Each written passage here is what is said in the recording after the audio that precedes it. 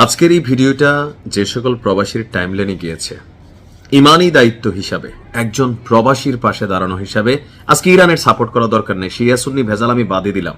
দেখেন, আমরা যে ভিডিও বানাচ্ছি, কথা বলছি, চ্যানেল উড়ে যাচ্ছে, পেজ উড়ে যাচ্ছে, তা তো এতটা মন খারাপ হয় নাই যতটা আজকে দেখলাম আমার ভাই, না আমরা এক মায়ের গর্ভের না, কিন্তু একজন প্রবাসী মানে আমার ভাই, আপনারও ভাই, শুধুমাত্র ইরানের পক্ষে একটা পোস্ট করছে। বাহরাইনের মতন একটা মুসলিম দেশে আমার সেই ভাইকে গ্রেপ্তার করা হয়েছে। আমাদের এই ভিডিওটার অনেক পাওয়ার আছে, আমাদের এই ভিডিওটা সর্বোচ্চ শেয়ার করবেন। এমনকি বাহরাইনে কর্মরত বাংলাদেশ দূতাবাসের যিনি সম্মানিত অ্যাম্বাসেডর আছেন এবং সেখানে যারা কর্মচারী কর্মকর্তা আছেন, তাদের দৃষ্টিতে আমরা আমাদের এই ভিডিওটা নিতে চাই। আর তাদের দৃষ্টিতে যাওয়ার পরেও তারা যদি কোনো পদক্ষেপ না নেয়, তাহলে অ্যাম্বাসেডরের বিরুদ্ধে আমরা কিন্তু ভিডিও বানানো শুরু করব, বা এরপরে যা হবে হবে। কারণ বাইচা থেকে লাভকে যদি এতটুকু একজন প্রবাসী ভাইয়ের জন্য আমরা বিপদের দিনে করতে না পারি, অন্যায়টা কি করছে? ইরানের পক্ষে একটা পোস্ট দিছে একজন মুসলিম। তো দেখা তো শৈল্যে সহ্য হয় না, হয় আমার তো হয় না ভাই। যে ভিডিও বানাই হাইপার হয়ে যায়, টেম্পার চলে আসে, আনন্দ যেমন হয় গোস্বা হয়, কপাল পোড়া প্রবাসীরা। তবে আপনার একটা শেয়ার, আপনার একটু সাপোর্ট এই ভাইটাকে মুক্তিতে হয়তোবা একটা ভূমিকা রাখবে। এমনকি বাংলাদেশের পররাষ্ট্র মন্ত্রণালয়ে যিনি পররাষ্ট্র মন্ত্রী আছেন, আমরা ওনারও দৃষ্টি আকর্ষণ করছি এই ভিডিওটার মাধ্যমে। সর্বোচ্চ শেয়ার করবেন। যুক্তরাষ্ট্র এবং ইসরায়েলের এই লড়াইয়ের মধ্যে মধ্যপ্রাচ্যে বসে আসলে কোনো প্রতিবাদ করলে এটা নিয়ে অনেক কিছুই ঝামেলা পোহাইতে হয়। তো আবেগে আমাদের এই মধ্যপ্রাচ্য ইস্যুতে যুদ্ধ নিয়ে পোস্ট করায় একজন বাংলাদেশি সহ 6 জনকে গ্রেপ্তার করেছে বাহরাইন পুলিশ। অন্যান্য দেশের যারা আছেন তাদের প্রতিও আমাদের সমবেদনা, এমনকি আমরা প্রত্যেকেরই মুক্তি দাবি করছি। গ্রেপ্তারকৃত প্রবাসী বাংলাদেশীর নাম মোহাম্মদ ইসরাফিল মীর। বাহরাইনের স্বরাষ্ট্র মন্ত্রণালয়ের উদ্ধৃতি দিয়ে বাহরাইন নিউজ এজেন্সি এই তথ্য নিশ্চিত করেছে। বাহরাইনের general director of counter corruption, economic and electronic সিকিউরিটির অধীনে, অর্থাৎ বাংলাদেশে যেই ডিজিটাল অ্যাক্ট ছিল, কালো আইন ছিল, ঠিক ওই রকমেরই আইন আছে। তো সেই আইনের অধীনে অ্যান্টি সাইবার ক্রাইম ডিরেক্টরেট এই অভিযান পরিচালনা করেছে। তাদের বিরুদ্ধে অভিযোগ, তারা ইরানের যেই অ্যাকশনগুলা, যেগুলো আমরা ফতেহ অথবা আমরা বিজয় হিসাবে মনে করছি, সেই ধরনের ভিডিও তারা শেয়ার করেছেন।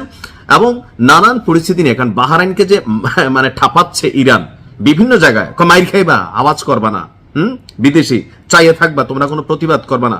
এখন অনেক বাংলাদেশিরা কিন্তু ভিডিও করে করে ছাইরা দিচ্ছে, এমনকি ইন্টারন্যাশনাল মিডিয়া সেই ভিডিওগুলোকে পিক করে তারা ফিচার ভিডিও বানাই বসতেছে। তো পরবর্তী সময় দেখা যাচ্ছে যে বাহরাইনের জনগণ এই কাজগুলা করছে না, কারণ এরা জন্মগতভাবে মুরগা হিসাবে জন্ম নেয়, আর বাঙালি তো বীরের জাতি, এটা তো আর বলার অপেক্ষা রাখে না।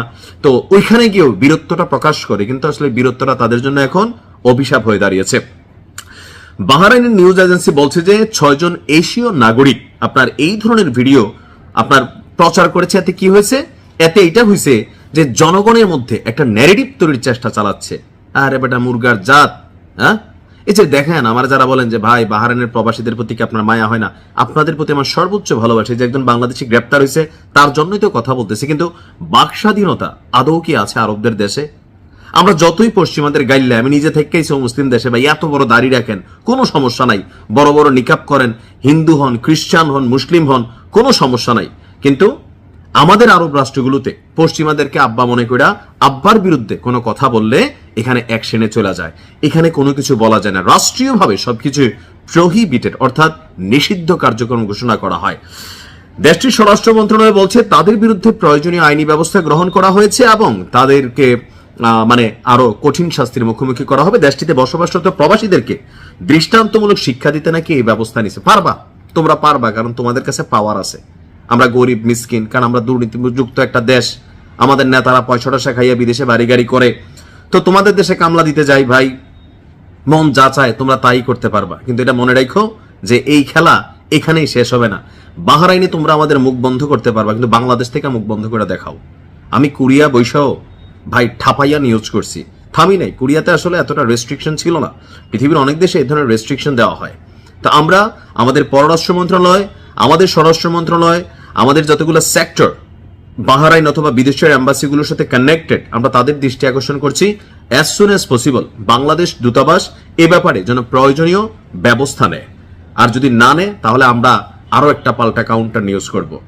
এই ভাইয়ের পরিবারের প্রতি আমাদের মানে সাজেশন হচ্ছে, ডরানোর কিছু নাই।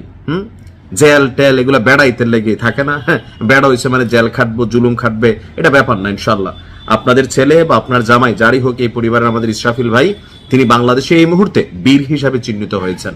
ভালো থাকুন, আসসালামু আলাইকুম।